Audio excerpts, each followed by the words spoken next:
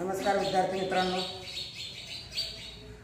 मागील तासाला आपण जीएसटी त्या संदर्भातल्या काही नवीन संज्ञा त्याच्यानंतर त्याच्यावरच्या उदाहरणांचा अभ्यास केला।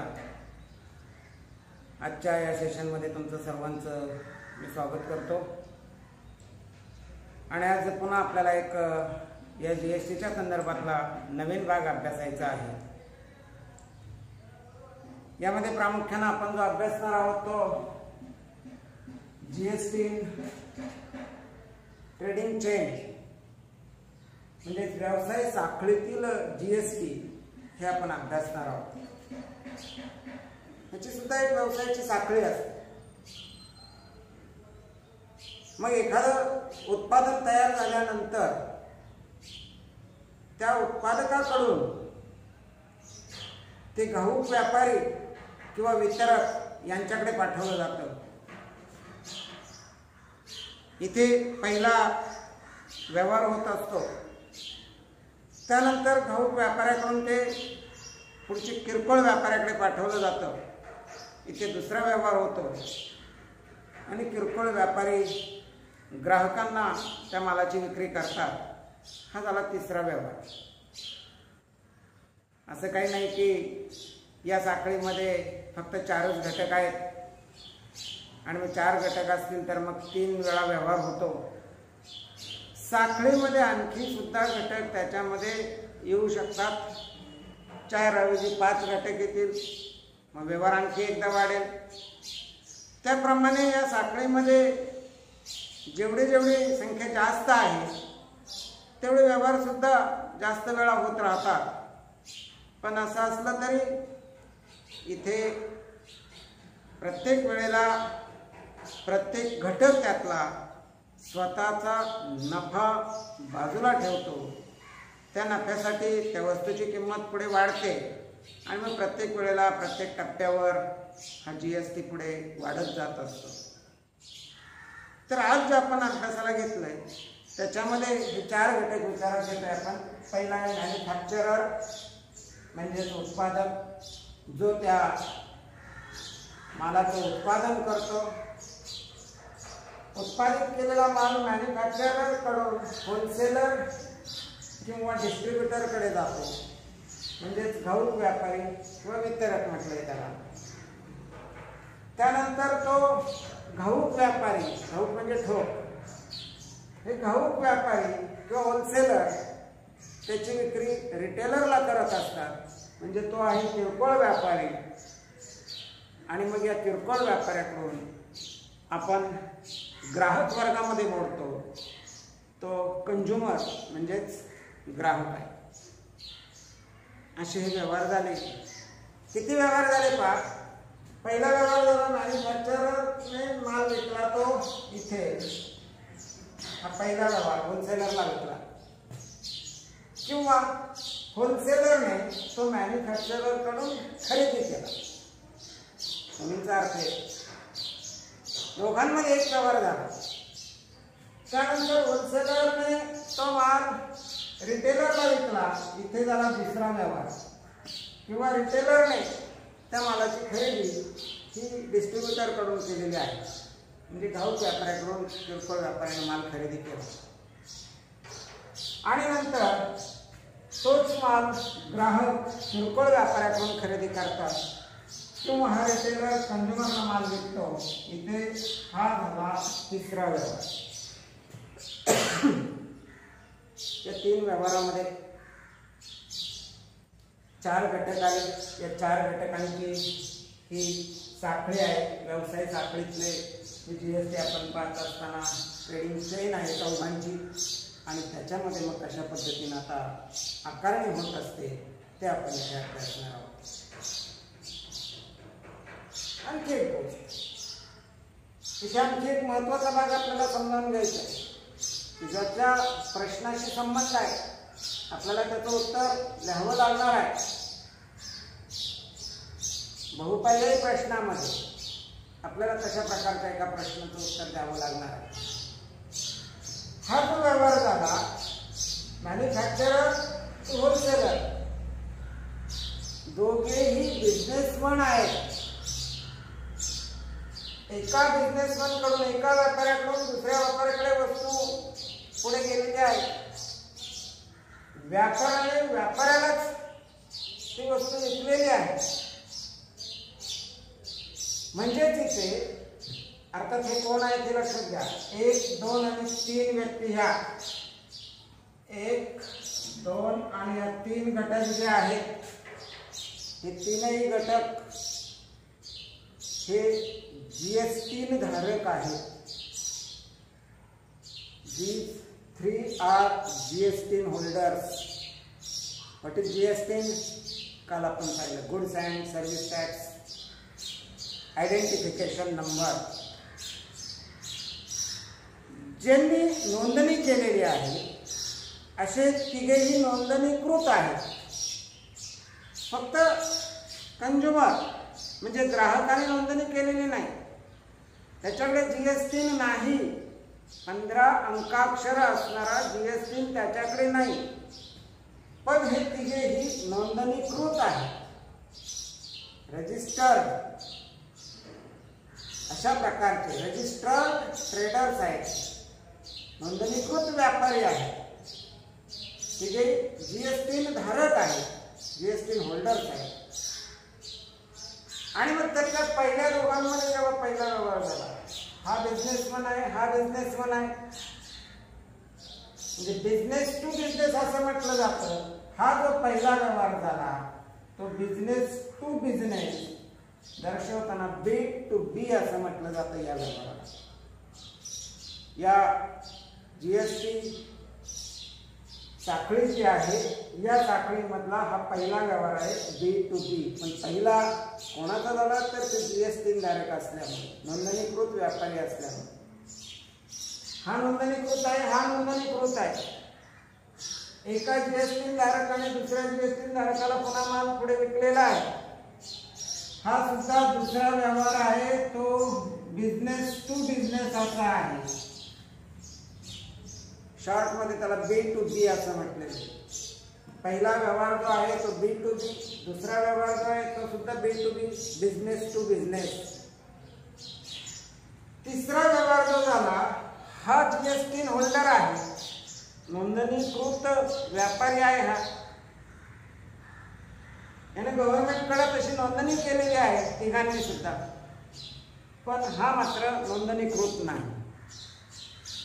आणि म्हणून ह्या तिसऱ्या व्यवहाराला बिझनेस टू कंझ्युमर असं म्हटलं जातं. B to C हा तिसरा व्यवहार आहे, B to C, business to consumer. ठीक आहे, लक्षात घ्या. म्हणजे प्रश्नामध्ये उल्लेख असेल तर त्यानुसार आपल्याला तशा प्रकारचं उत्तर हे लिहावं लागणार आहे. आता या व्यवसाय साखळीतील GST पाहत असताना आणखी काही नवीन शब्द आपल्याला येणार आहेत. एखाद्या साध्या उदाहरणाच्या साहाय्यानं आपण इथे लक्षात घेणार आहोत. ठीक आहे, हा मॅन्युफॅक्चरर आहे, कंटिन्यू करूया. इथे एखादी वस्तू आहे, समजा घड्याळ आहे, मनगटी घड्याळ असेल, भिंतीवरचं घड्याळ असेल. या घड्याळाची मूळ किंमत मॅन्युफॅक्चर उत्पादक जो आहे त्या उत्पादकाने ते घड्याळ 200 रुपयांना, त्याच्या नफ्यासह 200 रुपयांना ते याला विकलं 300 रुपये. एका व्यापाऱ्यानं मॅन्युफॅक्चररना हे घड्याळ 300 रुपयांना विकलं. 300 रुपयाचं पुढे ते 400 रुपयांना विकलं गेलं. आता पहा ही साखळी, पुढे ते आणखी 500 रुपयाला विकलं जाईल. परंतु उत्पादकाला मिळालेलं जे होतं ते 200 रुपये नफ्यासह त्यानं या डिस्ट्रीब्युटरला विकले जाईल. मी परत लिहितो ते 200 रुपयाला इथे आहे, पुढे 300 रुपये आहे, पुढे ते 400 रुपयाला विकलेला आहे. आता इथे जो दर आहे GSTचा दर, समजा तो 12% आहे. 12% आहे GSTचा दर. 12% GST ने इथे 200 रुपयावर सरळ गुणाकार करा बाजूने. 24 रुपये इथे जीएसटी भरावा लागला. त्याचं वर्गीकरण पुन्हा दोन भागामध्ये. सीजीएसटी निम्मा 12 रुपये, एचजीएसटी निम्मा 12 रुपये. पुढे त्याची किंमत 300 रुपयाला त्यानं ते विकलं किरकोळ व्यापाऱ्याला. 300 रुपयाचं 12% जीएसटीचा दर तोच आहे. 12% भारतीय 36 रुपये हा झाला एकूण जीएसटी. 36 रुपये यानं भरलेला आहे. रिटेलरने 36 रुपये भरले, पण 36 रुपये भरल्यानंतर त्यातले यानं 24 रुपये भरलेले होते. ते 24 रुपये हा काढून घेणार होलसेलर आणि 12 रुपये जे शिल्लक राहिले ते जीएसटीला पाठवणार जीएसटीच्या स्वरूपामध्ये. पुढे रिटेलरने तेच घड्याळ 400 रुपयांना विकलं. 400 रुपयांना ते ग्राहकाला विकलं. या साखळीतला शेवटचा घटक म्हणजे ग्राहक असतो. आणि म्हणून शेवटचा व्यवहार जो असतो B2C असतो, शेवटचा साखळीचा. कारण इथे कस्टमर किंवा कंझ्युमर तो जो ग्राहक आहे हा शेवटचा घटक आहे साखळीचा. आता 400 रुपयावर 12%ने 48 रुपये जीएसटी झाला. हा 48 रुपयापैकी रिटेलरने 36 रुपये भरलेले होते, तो त्याचे 36 काढून घेणार आणि 12 शासनाकडे पाठवणार. त्यातले 6 सीजीएसटी आणि 6 रुपये जीएसटी लागले. म्हणजे काय झालं इथे, प्रत्येकानं स्वतः भरलेला जो जीएसटी होता तो जीएसटी काढून घेतला. अगोदर काय झालं, अगोदर त्यानं परचेस केला. तो परचेस करत असताना सुरुवातीला त्यानं काही जीएसटी दिलेला आहे. इथे काय केलं, होलसेलरनं परचेस केलं घड्याळ कोणाकडून, मॅन्युफॅक्चररकडून.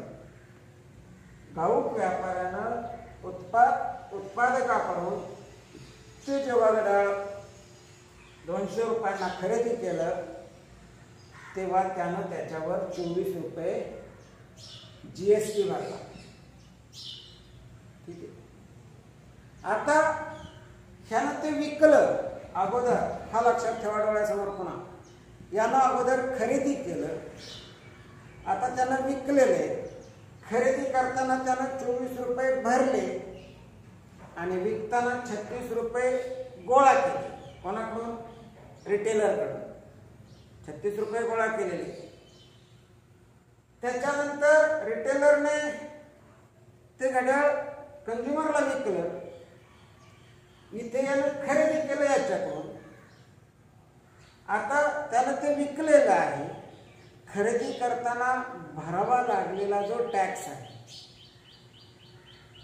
आणि विकताना गोळा केलेला जो टॅक्स आहे हा जीएसटी. दोन प्रकारची जीएसटी आहे.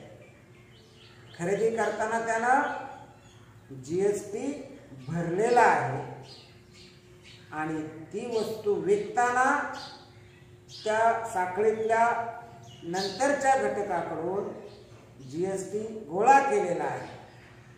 अशा दोन प्रकारचे मुद्दे इथे आले. मग आता त्या दोन मुद्द्यांचा अभ्यास आपल्याला करायचा. जो कर किंवा जो जीएसटी त्यानं खरेदीच्या वेळेला भरलेला आहे त्याला इनपुट टॅक्स म्हणतात.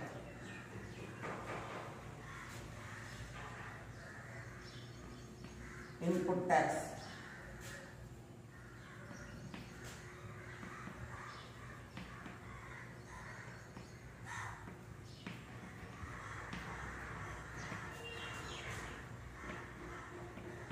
इनपुट टॅक्स म्हणजे खरेदीच्या वेळी, शॉर्टमध्ये लिहितोय, खरेदीच्या वेळी दिलेला जीएसटी त्याला म्हटलेलं आहे इनपुट टॅक्स. त्यानंतर आउटपुट टॅक्स.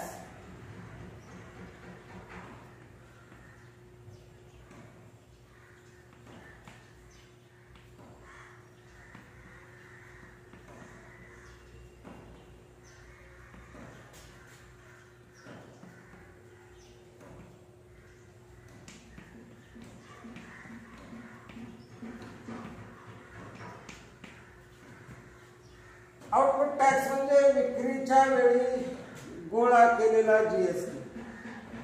पुन्हा एकदा सांगतो, व्हॉट इज इनपुट टॅक्स. इंग्रजी आणि मराठीमधून शब्द तेच आहेत, फक्त इथे लिहिताना असा इनपुट लिहिलेला आहे. इंग्रजीमध्ये लिहिताना आपण तो इनपुट टॅक्स असा लिहिणार आहोत आणि हा आउटपुट टॅक्स असा लिहिणार आहोत. वाचन करताना तसंच input tax, output tax. What is input tax. Tax paid at the time of purchase. GST paid to the government at the time of purchase. And what is output tax? The tax collected at the time of sale, or GST collected at the time of sale. हे दोन मुद्दे इथे लक्षात ठेवा. आता अगोदरच्या उदाहरणामध्ये मी सांगितलं ती जी साखळी आहे त्या साखळीप्रमाणे आपण दिलेला जो अगोदर भरलेला जो जीएसटी आहे, खरेदीच्या वेळेला भरलेला जीएसटी, वस्तू विक्री करताना साखळीतल्या त्या घटकाकडून आपण ते पुन्हा गोळा करणार आहोत. पण गोळा करताना इथे काय झालं अगोदरच्या उदाहरणात पाहिजे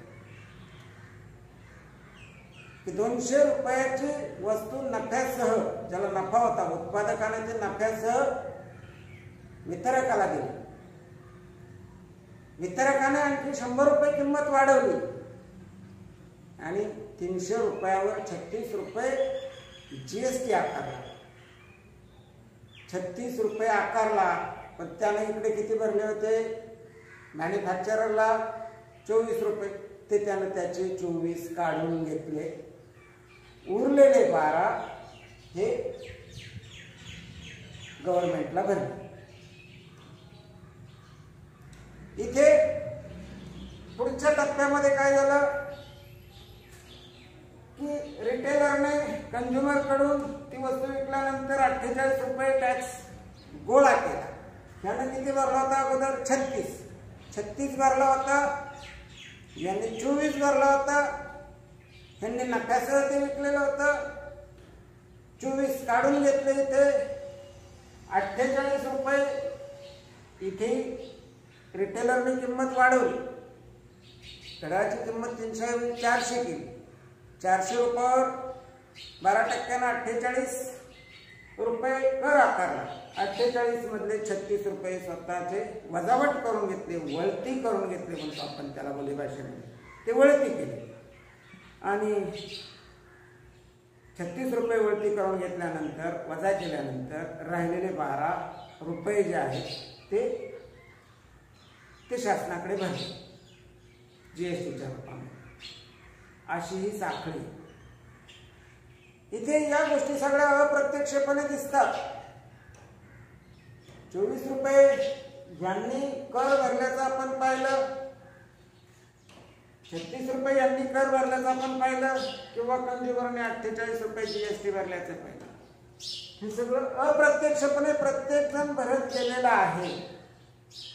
आणि म्हणून ग्राहकाने भरलेले 48 रुपये अप्रत्यक्षपणे जीएसटीच्या माध्यमात गेलेले आहेत. आणि म्हणून जीएसटी हा अप्रत्यक्ष कर म्हणून ओळखला जातो. GST is an indirect tax. जेव्हा टॅक्सचं वर्गीकरण आपण 9वी मध्ये अभ्यासलेलं होतं, काही प्रत्यक्ष कर आणि काही अप्रत्यक्ष कर, हा जीएसटी अप्रत्यक्ष करामध्ये त्याचा समावेश केला जातो. हे इथे आपल्याला लक्षात. ठीक आहे, आता या गोष्टी समजल्या. आणखी एक संज्ञा इथे आहे, ती म्हणजे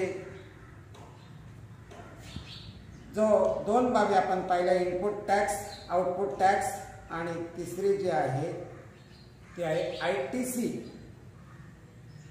आता हे आयटीसी काय आहे, ज्यामध्ये अभ्यासलेला आहे इनपुट टॅक्स क्रेडिट. आयटीसी म्हणजे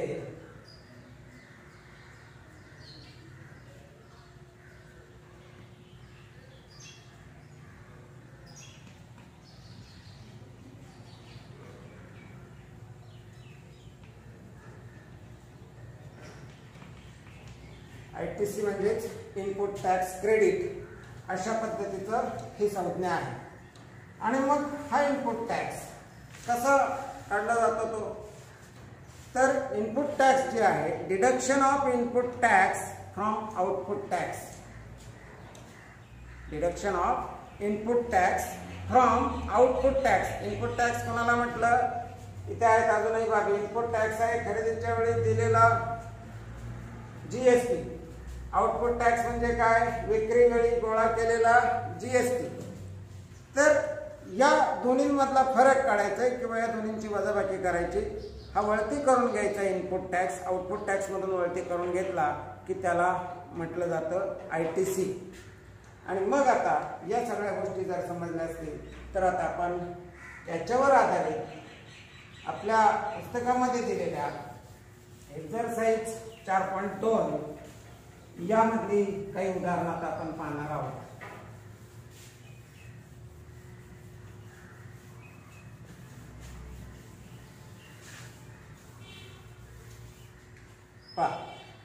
पहिलं उदाहरण, प्रश्न संच 4.2.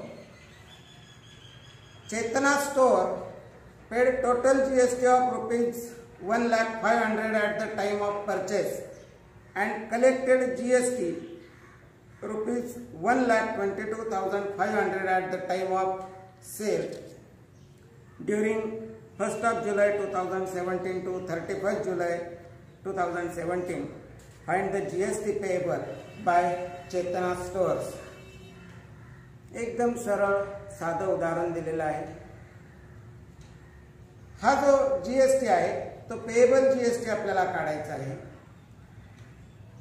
आउटपुट टॅक्स मधून ITC म्हणजे इनपुट टॅक्स क्रेडिट डिडक्ट केलं, वजा केलं की आपल्याला देय GST, पेएबल GST हा मिळत असतो. प्रश्नामध्ये दिलेला कालावधी फारसा महत्वाचा नाही, त्याच्याकडे फारसं गांभीर्यानं पाहायची गरज नाही.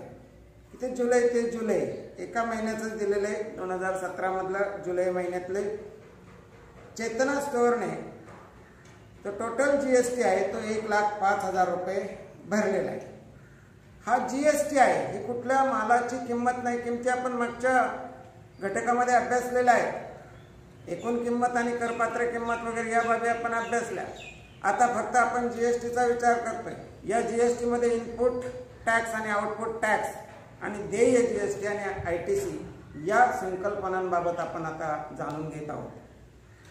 मग आता इथे चेतना स्टोअरने जो GST भरलेला आहे at the time of purchase, खरेदीच्या वेळी त्यांनी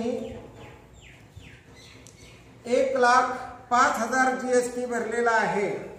मग आता आपण तो घेऊया की इनपुट टॅक्स किती आहे.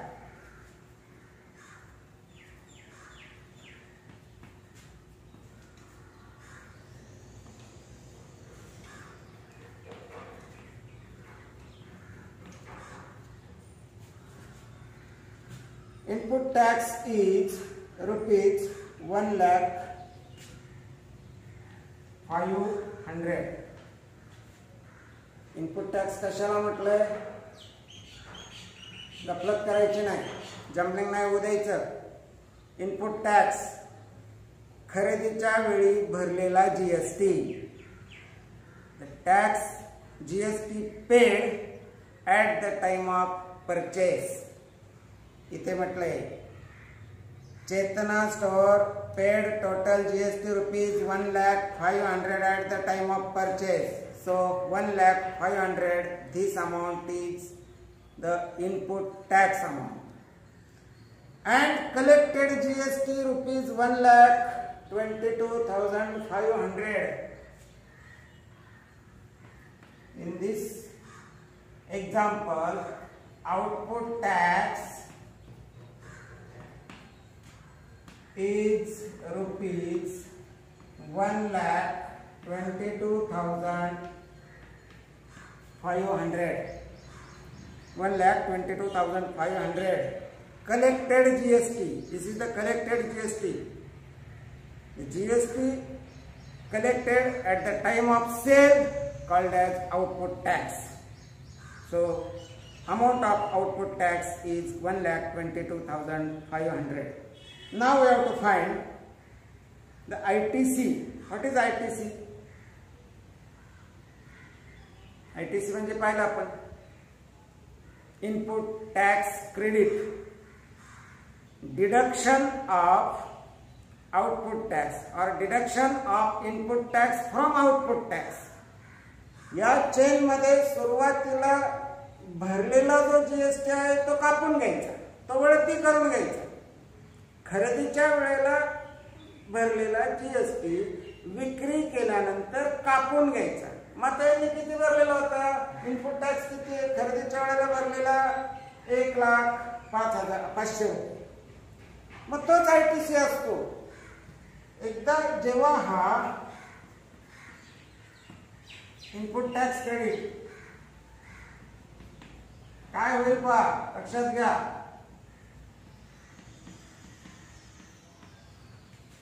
खरेदीच्या वेळेला भरलेला हा जीएसटी आहे आणि विक्री वेळेला एवढा गोळा केलेला आहे. या गोळा केलेला टॅक्स मधून हा भरलेला टॅक्स म्हणजे किती होता? एवढा. हा वजा करून घेणार ना. ही जी वजावट आहे म्हणजे डिडक्शन आहे, deduction of input tax from output tax is called the input tax credit. मग एवढा कापून घेणार म्हणून मग इनपुट टॅक्सची ही किंमत इथे आली. नाव जीएसटी पेएबल म्हणजेच काय मराठीमध्ये आपण त्याला म्हणतो देय जीएसटी. सूत्र आहे आउटपुट टैक्स माइनस आईटीसी और input tax. Output tax minus ITC और इनपुट टैक्स या दोन्ही किमती एकच असतात. Therefore, GST payable equal to here output tax is rupees 1,22,500 minus rupees input tax credit is 1,05,000. Therefore, rupees 22,000 वजाबाकी करा. किती? 1,22,500 वजा 1,05,000 म्हणजेच रुपये 22,000 ह्याला देय जीएसटी. आणि म्हणून मग उत्तर लिहावं लागेल चेतना स्टोर. प्रश्न आहे what is the GST payable by Chetana stores. Chetana stores will pay GST rupees 22,000. आलं लक्षात? चेतना स्टोर्सला 22,000 रुपये जीएसटी भरावा लागेल असं त्याचं उत्तर नंतर शेवटी फायनल लिहावं लागणार आहे. दोन बाबी इनपुट टॅक्स आणि आउटपुट टॅक्स. ठीक आहे. एकदा टॅक्स भरलेला आहे आणि एकदा गोळा केलेला आहे. म्हणून त्याच्या अगोदर आपण साखळी अभ्यासली. साखळीमध्ये जेवढे व्यवहार होतात त्या प्रत्येक व्यवहारामध्ये प्रत्येक जण आपण भरलेला खरेदीच्या वेळेला भरलेला जीएसटी ती वस्तू विकताना तो पुन्हा समोरच्या त्या साखळीच्या घटकाकडून गोळा करतो. आपला स्वतःचा त्यातला वजा करून घेतो. वजावट किंवा डिडक्शन म्हटलेले. आणि उरलेला तो जीएसटी कार्यालयाकडे पाठवतो, गव्हर्नमेंटला पाठवतो. म्हणजे अशा पद्धतीने हा जीएसटी तयार केला जातो. एकदम साधा आणि सोपं उदाहरण आहे. फक्त वजाबाकीच आपल्याला करायची आणि दिलेल्या माहितीवरून किमती लिहायच्या. आपल्याला हे दिलेलं आहे, आउटपुट दिलेलं आहे, इनपुट दिलेलं आहे. फक्त आपण कोणत्या किमती काय आहेत ते सांगतो. इथे काय म्हटलं प्रश्नामध्ये? सरळ म्हटलं पेड. पेड म्हटलं paid at the time of purchase. अगोदर मी लिहिलं होतं पहिल्या मुद्द्यामध्ये. paid at the time of purchase, that is input tax. Collected at the time of sale, खरेदीच्या वेळेला भरावा लागलेला जीएसटी म्हणजे इनपुट टॅक्स. विक्रीच्या वेळी गोळा केलेला जीएसटी म्हणजे आउटपुट टॅक्स, आणि मग या आउटपुट टॅक्स मधून इनपुट टॅक्स वजा केला की मिळणार वजावट जे आहे तो आयटीसी इनपुट टॅक्स क्रेडिट म्हटलं जातं त्याला. जेवढा आपण भरला होता तेवढा वळती करून घेणं, वजा करून घेणं, या पद्धतीने. पुढचं उदाहरण अगदी असंच याच प्रकारातलं आणखी उदाहरण आपण अभ्यासूया.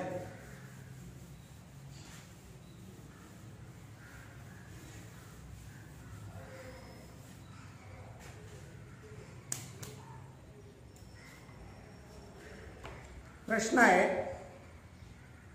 Najma is a proprietor of a firm registered under GST. She has paid GST of rupees 12,500 on purchase and collected rupees 14,750 on sale. What is the amount of ITC to be claimed? What is the amount of GST payable? आता जे उदाहरण सोडवलं तंतोतंत त्या प्रकारे तसंच उदाहरण आपल्याला इथे सोडवावं लागणार आहे. आउटपुट टॅक्स तोंडी त्याचे काही उत्तर तुम्हाला सांगतो. तोंडी, शी has paid GST 12,500 rupees on purchase. GST amount paid at the time of purchase, that is the input tax. So here answer of the question, what is the input tax? Input tax is rupees 12,500. What is output tax? The GST collected at the time of sale. Here Najma collected rupees 14,750 at the time of sale. So output tax is rupees 14,750. Then ITC. What is ITC? ITC means the deduction of input tax from the output tax. But input tax is rupees 12,500. So ITC equal to rupees 12,500. And then GST payable. देय GST किती आहे? किती GST भरावा लागेल? वजाबाकी करा. 14,750 रुपयांमधून 12,500 रुपये वजा करा म्हणजे 2,250 रुपये ही वजाबाकी आणि तोच भरावा लागणारा जीएसटी असणार आहे. GST payable. अगदी साधे 2 पायऱ्यांचं उदाहरण होतं. पुढे 3 पायऱ्यांचं उदाहरण आहे. उदाहरणांची मांडणी जी आहे ती काठिण्य पातळीनुसार केलेली आहे. तिसरे एक उदाहरण आज आपण पाहणार आहोत. प्रश्न वाचतोय, Amir enterprises purchase chocolate sauce bottles and paid GST of rupees 3,800. Amir एंटरप्राइजेसने काही चॉकलेट सॉस खरेदी केला आणि त्या खरेदीच्या किमतीवर 3,800 रुपये GST भरलेला आहे, भरावा लागला. He sold those bottles to Akbari brothers. त्यांनी या चॉकलेट सॉसच्या बॉटल्स या अकबरी ब्रदर्सला विकल्या and collected GST of rupees 4,100 आणि 4,100 रुपये GST गोळा केला. अगोदर चॉकलेट बॉटल खरेदी केल्या तेव्हा 3,800 रुपये हा GST भरला. तो सॉस, त्या सॉसच्या बॉटल्स पुढे अकबरी ब्रदर्सला विकून 4,100 रुपये GST गोळा केला. Mayank Food Corner purchased these bottles from Akbari Brothers. Mayank Food Corner ने या चॉकलेट सॉसच्या बॉटल्स अकबरी ब्रदर्स कडून खरेदी केल्या आणि त्याच्यावर 4,500 रुपये GST भरला. मित्रांनो, इथे 3 व्यवहार झालेले आहेत. Find the amount of GST payable at every stage of trading and hence find payable CGST and SGST. या प्रत्येक स्तरावर झालेला जो व्यवहार आहे त्या व्यवहारामध्ये किती GST भरावा लागला, किती CGST आणि किती SGST भरावा लागेल हे आपल्याला विचारलेलं आहे. व्यवहार कसा कसा झाला पहा. सुरुवातीला अमीर एंटरप्राइजेस,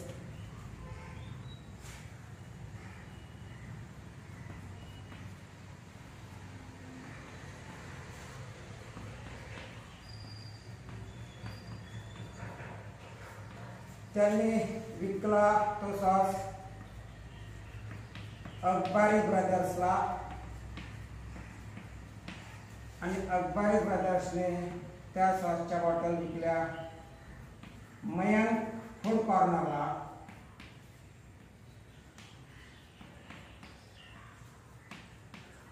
दोन व्यवहार झाले. मग सुरुवातीला आता आपण विचार करूया आमिर एंटरप्राइजेस यांनी तयार केलेला जो टॅक्स इनवाइस असेल त्या टॅक्स इनवाइस मध्ये त्यांना किती GST भरावा लागलेला आहे वगैरे कसा. तर आमिर एंटरप्राइजेस साठी इनपुट टॅक्स आणि आउटपुट टॅक्स आपल्याला काढावा लागेल. आमिर एंटरप्राइजेस साठी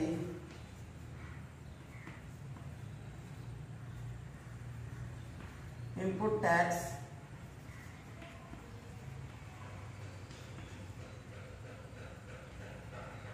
आउटपुट टॅक्स आणि ITC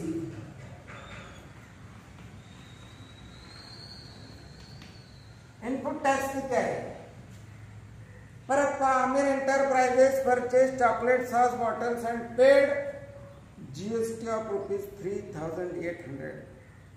भरावा लागलेला GST म्हणजे इनपुट टॅक्स ₹3,800 हे आमिर एंटरप्राइजेसने GSTच्या स्वरूपामध्ये भरलेला होता. आउटपुट टॅक्स किती आहे आमिर एंटरप्राइजेसचा. त्यांनी त्या सर्व बॉटल अकबारी ब्रदर्सला विकल्या आणि अकबारी ब्रदर्स कडून गोळा केले ₹4,100 किंवा अकबारी ब्रदर्सने खरेदी केल्या आणि त्यावेळेला GST त्यांनी भरला ₹4,100 म्हणून 4 थे. आता इथे किंवा जवळ जे आहे ITC इनपुट टॅक्स क्रेडिट किती आहे. काय करणार इथे यांनी जो भरलेला आहे किंवा यांनी आमिर एंटरप्राइजेसने जेवढा 38 भरलेला होता तो ते ठेवून घेणार, उरलेला तो गव्हर्नमेंटला पाठवणार. म्हणजे इथे इनपुट टॅक्स क्रेडिट सुद्धा किती आलेलं आहे ₹3,800. आता आपल्याला काढायचं आहे देय GST पेड. कसा काढतो आपण GST पेड किंवा देय GST. आउटपुट टॅक्स वजा इनपुट टॅक्स. आउटपुट टॅक्स किती आहे ₹4,100 वजा इनपुट टॅक्स आहे ₹3,800. म्हणजे इथे हा जो फरक आहे ही जी वजावट आहे ही किती आली ₹300. देय GST आमिर एंटरप्राइजेस साठी देय GST ₹300 आलं. 300 आल्यानंतर आता आपल्याला त्याची वर्गवारी करायची पुन्हा. CGST किती आणि SGST किती. मग याची विभागणी 2 सारख्या रकमेमध्ये करावी लागणार आहे. म्हणून मग CGST 300/2 बरोबर ₹150 आणि तेवढाच SGST किंवा SGST बरोबर 300/2 GST/2 म्हणजे 300/2 ₹150 हे आले. कोणासाठी आमिर एंटरप्राइजेस साठी. त्याच्यानंतर आता अकबरी ब्रदर्ससाठी आपण पाहणार आहोत. असं हेच उदाहरण अकबरी ब्रदर्ससाठी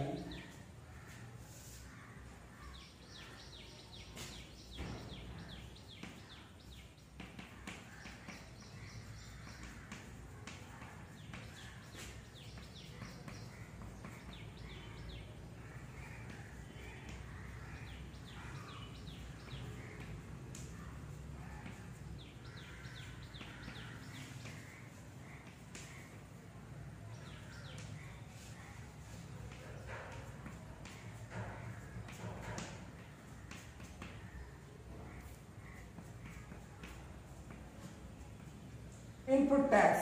अकबरी ब्रदर्सने काय केलं, 4100 रुपये देऊन आमिर एंटरप्राइजेस कडून त्या चॉकलेट सॉस बॉटल खरेदी केलेल्या होत्या. म्हणजे इनपुट टॅक्स किती आहे त्यांचा, 4100 रुपये भरावा लागलेला जीएसटी. आणि त्यांनी अकबरी ब्रदर्सने मयंक फूड कॉर्नरला त्या सर्व बॉटल ज्या आहेत त्या 4500 रुपयांना घेतल्या. आज त्यांनी जेव्हा त्या विकल्या तेव्हा भरावा लागलेला जो जीएसटी होता तो 4500 जीएसटीच्या रक्कम आहे. इनपुट टॅक्स रुपये 4100 अगोदर आमिर एंटरप्राइजेसला भरलेले. Output tax Mayank food corner करून गोळा केलेले, हा जीएसटी 4500 रुपये. आयटीसी किती, आयटीसी आहे एवढाच, इनपुट टॅक्स एवढाच रुपये 4100. मग यांच्यासाठीचा देय GST payable equal to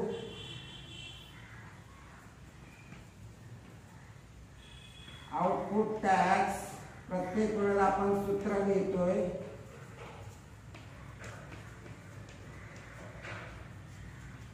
output tax वजा इनपुट टॅक्स. आउटपुट टॅक्स आहे रुपये 4500 या स्तरावरचा. आउटपुट टॅक्स आहे रुपये 4500 वजा या स्तरावरचा इनपुट टॅक्स आहे रुपये 4100. आणि ही वजाबाकी केल्यानंतर येईल रुपये 400. म्हणजे देय जीएसटी 400 रुपये आला. याची वर्गवारी पुन्हा सीजीएसटी आणि एचजीएसटी मध्ये करायची, दोन सारख्या प्रमाणामध्ये. जीएसटीला 2 ने भागून, म्हणून सीजीएसटी बरोबर जीएसटी भागिले 2 म्हणजे 400 भागिले 2 बरोबर रुपये 200. आणि सीजीएसटी सुद्धा तेवढाच, सीजीएसटी बरोबर जीएसटी भागिले 2 म्हणजे 400 भागिले 2 बरोबर रुपये 200. आणि मग पुन्हा विचारलेल्या सर्व प्रश्नांची उत्तर आपल्याला स्वतंत्रपणे द्यावी लागतील. Find the amount of GST payable at every stage. पहिल्या स्टेजला भरावा लागणारा जीएसटी 300 रुपये, दुसऱ्या स्टेजला भरावा लागणारा पेएबल जीएसटी आहे 400 रुपये. And hence find payable CGST and HGST. पहिल्या स्टेजवर भरावा लागलेला सीजीएसटी रुपये 150, एचजीएसटी रुपये 150. दुसऱ्या स्टेजला भरावा लागलेला जीएसटी, एचजीएसटी आणि सीजीएसटी प्रत्येकी 200 रुपये. याप्रमाणे आपण हे अभ्यासलेलं आहे. अशा प्रकारची उदाहरणं 4.2 किंवा संकीर्णमध्ये, संकीर्ण 1 मध्ये, संकीर्ण 4A मध्ये जर असतील तर आता तुम्ही ती सोडवायची आहेत. ठीक आहे. आणि काही शंका असतील तर मागच्या वेळेला सांगितल्याप्रमाणे त्या शंका तुम्ही पुढच्या तासाला किंवा वहीमध्ये नोंद करून ठेवा आणि प्रत्यक्ष शाळा सुरू झाल्यानंतर विचारा. परंतु दिलेलं काम आपल्याला दिलेल्या वेळेला पूर्ण करावं लागणार आहे. ही जबाबदारी विसरू नका, टाळू नका कोणी. ठीक आहे. आजचं सेशन आपण इथेच थांबूया आणि पुढच्या वेळेला भेटूया. धन्यवाद.